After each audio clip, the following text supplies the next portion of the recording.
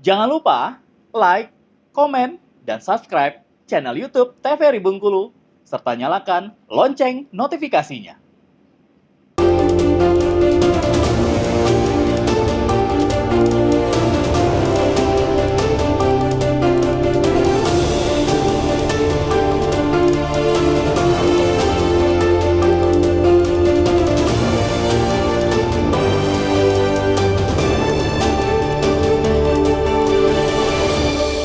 Assalamualaikum warahmatullahi wabarakatuh. Halo pemirsa TVRI Bengkulu, apa kabar Anda? Semoga selalu dalam keadaan sehat dan tentunya masih semangat dalam menjalankan aktivitas hingga saat ini. Dan pemirsa TVRI Bengkulu, senang sekali saya Afriko Zuhri kembali menjumpai Anda tentunya dalam program Brendo kali ini. Dan kita akan membahas tema terkait dengan opsen pajak kendaraan bermotor. Namun sebelum itu pemirsa, saya akan perkenalkan terlebih dahulu narasumber yang hadir di studio TVRI Bengkulu kali ini. Sudah ada Pak Ansori Tawakal selaku akademisi dari Universitas Hasanuddin Bengkulu. Assalamualaikum. Waalaikumsalam warahmatullahi wabarakatuh. Oke, gimana kabarnya Pak? Sehat? Alhamdulillah baik, sehat. Alhamdulillah ya. Karena alergi pilek. Oh, ada alergi pilek ya. Terima kasih banyak sudah hadir ke studio TVRI Bengkulu Pak. Dan pemirsa, hari ini juga sudah hadir ini Bung Solihin, perwakilan dari Tokoh Pemuda yang akan kita ajak untuk berbincang pada sore hari ini. Assalamualaikum Bung Solihin. Waalaikumsalam. Gimana kabarnya, sehat? Alhamdulillah luar biasa hari ini. Alhamdulillah luar biasa ya. Dan pemirsa TVRI Bengkulu, berkaitan dengan tema kita pada hari ini, opsen pajak kendaraan bermotor. Nah, sebelum kita bahas materi pada sore hari ini, kita akan saksikan terlebih dahulu video berikut ini. Provinsi Bengkulu melalui Badan Pendapatan Daerah Provinsi Bengkulu dalam proses implementasi kebijakan opsen pajak.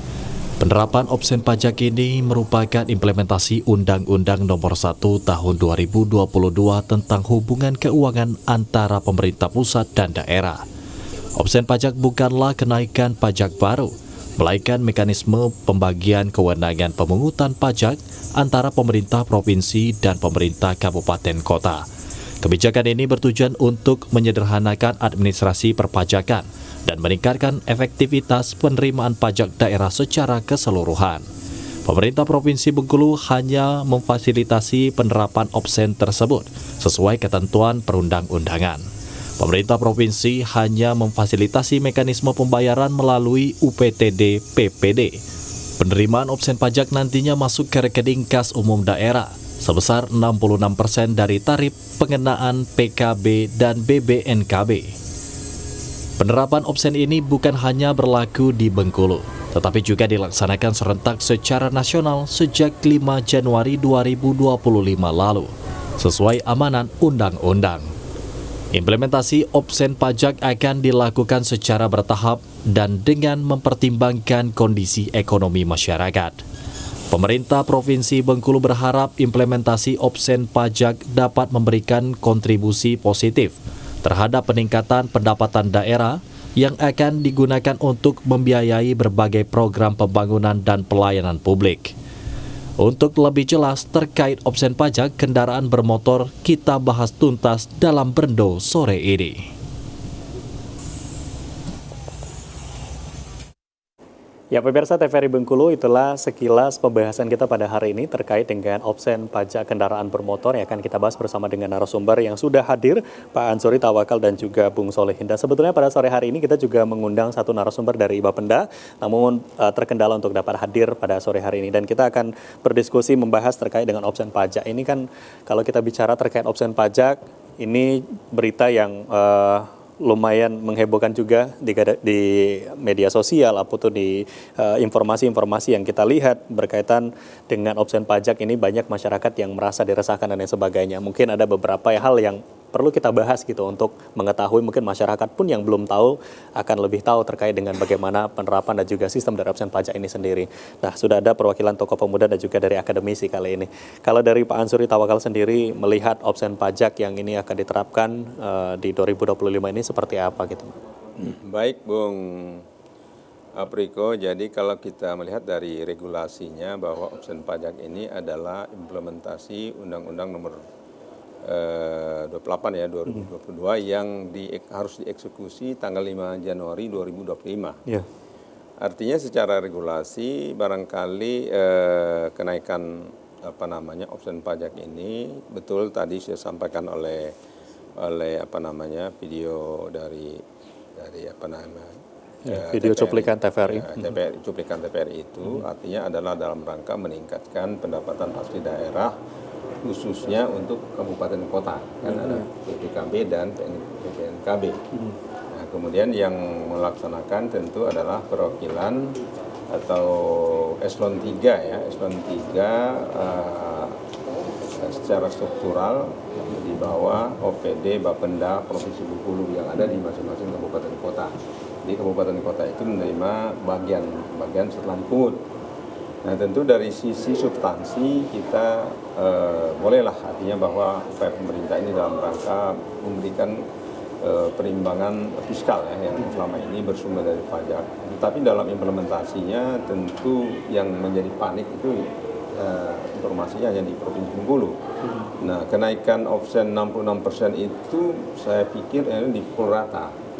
Dipukul rata baik dari sisi jenis kendaraan ya, jenis kendaraan itu artinya kalau kita lihat khususnya yang kendaraan roda 4 atau R4 itu ya, itu kan ada yang cc-nya di atas 2000 ke atas, katakan 2000 sampai 3000. Dan itu biasanya kendaraan R4 yang mewah, mewah dan memang dibeli oleh orang yang mampu. Yang kedua tentu ada cc di bawah 1500. Ya, itu ada 1000, ada 1500. Nah, saya pikir yang ini yang paling merasa terbebani ya, karena kendaraan hampir 60 sampai 70% ya, Provinsi Bengkulu ini yang memiliki kendaraan dengan cc 1000 sampai 1500 ya cukup banyak. Nah, artinya mereka ini baik itu untuk kendaraan pribadi atau untuk kendaraan ekonomi ya, mereka sebagai ojek online atau mengangkut barang-barang produksi, barang dan jasa dan seterusnya. Ketika membayar pajak, saya dapat informasi beberapa teman-teman ya, itu pajaknya dari 2 juta menjadi 3 juta. Ada dari 2 juta kurang hampir 3 juta. Nah, ini tentu menimbulkan kepanikan. Ya, ada keresahan di masyarakat. Di masyarakat yang kita ketahui mengeneralisir ya kepada pengenaan pajak kendaraan roda 4 ini ya. Kalau roda 2 mungkin tidak ada masalah, kenaikannya enggak. Walaupun 66%, kalau dari 200.000 ya paling-paling 80.000 kan. Ya, sedangkan untuk yang roda 4 yang kelas menengah ke bawah yang memilikinya memang terasa, apalagi dengan kondisi perekonomian daerah yang sedang tidak baik-baik saja ya. Kita di Bengkulu ini pertama opsen pajak, yang kedua ada kemarin gempa, kemudian ada beberapa hari ini kita kelangkaan BBM akibat penangkalan alur Pelabuhan Pulau Bay, kemudian di Tanggal Hinggau antrinya berjam-jam. Nah, hari ini nampaknya dengan kehadiran Wapres dan Ketua DPD ya Bung Sultan agak mulai mereda gitu ya.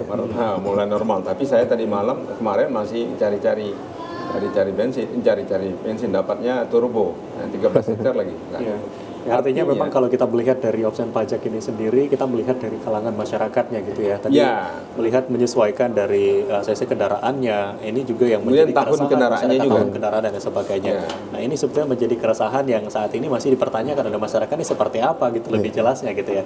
Nah, kalau dari Bung Solehin sendiri seperti apa melihat opsen pajak kendaraan ini, mewakilkan dari Toko Pemuda nih gimana? Apalagi tadi saya sempat dengar hari ini katanya lagi ada aksi ya yang dilaksanakan oleh teman-teman pemuda. Ini membahas salah satunya terkait dengan opsen pajak. Gimana nih? Ya. Sebenarnya opsen pajak ini adalah pengungutan atau penambahan itu Pak, dengan presentasi yang tidak tertentu Pak. Akan tetapi presentasi yang diatur oleh undang-undang ini adalah 5-20%. Nah, sedangkan di Bengkulu saat ini untuk pajak ya yang disebutkan dalam tuntutan tadi PKB itu, pajak kendaraan bermotor itu naik sampai 1,2% itu. Karena sudah ada yang kami temui bahwasanya memang menemukan bahwasanya pajak ini sudah memang naik itu untuk PKB khususnya. Dan hari ini juga kawan-kawan dari PMII melaksanakan aksi ya di depan kantor gubernur dengan tuntutan salah satunya itu mengenai PKB itu, pajak bermotor itu. Oke. Nah, jadi kalau melihat dari kenaikan pajak sendiri, kalau teman-teman pemuda nih seperti apa menyikapi hal ini? Apakah dengan tuntutan-tuntutan ini nanti akan disampaikan, harapan itu seperti apa gitu? Iya. Kan ini sebetulnya kalau kita bicara terkait dengan undang-undang sendiri ya, dari Undang-Undang Nomor 1 Tahun 2022, yakni berkaitan dengan Undang-Undang Nomor 28 juga ya Pak, terkait dengan opsi. Ya, Rujukannya 28. ya 28 ya, 28 yang terkait dengan opsi pajak ini seperti apa nih kalau dari Ya. Solihin sendiri? Mengenai kenaikan pajak ini memang sudah diatur juga di Undang-Undang Nomor 28 tahun 2009 Ya, itu, tahun 2009. Bung Apriko. Ya. Jadi kalau kami dari Tokoh Pemuda itu salah satu bentuk keresahan ya, bagaimana pajak ya yang seharusnya menjadi keringanan untuk kita saat ini, sedangkan di Bengkulu itu sudah naik hampir 1,2% itu. Ya, kita juga harus mengingat bahwasanya masyarakat Bengkulu ini pemakai kendaraan hampir terbanyak di Indonesia ini, Bu Rik. Ya, itu menjadi salah satu acuan kita itu. Sedangkan keadaan ekonomi masyarakat di Bengkulu ini, kita bisa melihat bahwasanya ekonomi yang dibawa itu masih sangat banyak. Ini menjadi keresahan dari teman-teman mahasiswa atau Ya. pemuda saat ini yang sehingga hari ini ada aksi terkait dengan opsi pajak. Nah, kita akan membahas hal ini lebih lanjut, nanti kita akan break terlebih dahulu. Baik pemirsa TVRI Bengkulu, jangan kemana-mana, kami akan kembali usai jeda pariwara berikut ini, tetaplah di TVRI Bengkulu.